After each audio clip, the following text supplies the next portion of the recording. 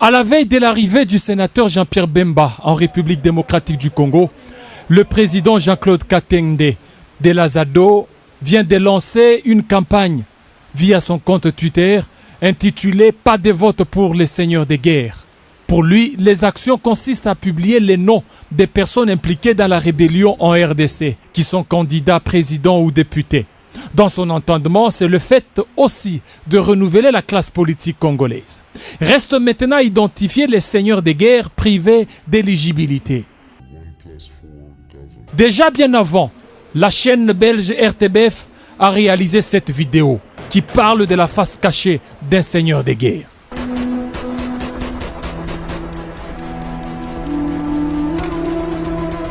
Gemena, Sud Ubangi.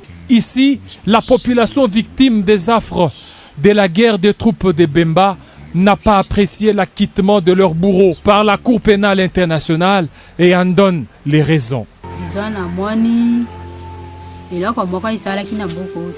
Quand les gens se réjouissent, disons qu'il est sorti de la prison, moi personnellement je ne suis pas contente et je vous rassure qu'aucun mouvement ne s'est produit ici de sa libération ici chez nous.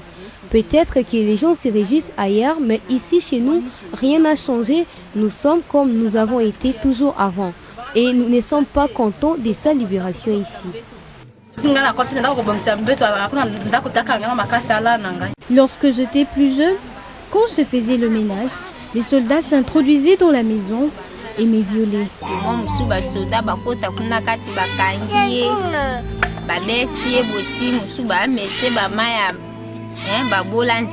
Lors des élections de 2006, le candidat malheureux Jean-Pierre Bemba a refusé de démanteler sa milice, ce qui a poussé les forces gouvernementales de la République démocratique du Congo de prendre le contrôle de toute la ville de Kinshasa et causera plusieurs dizaines de morts.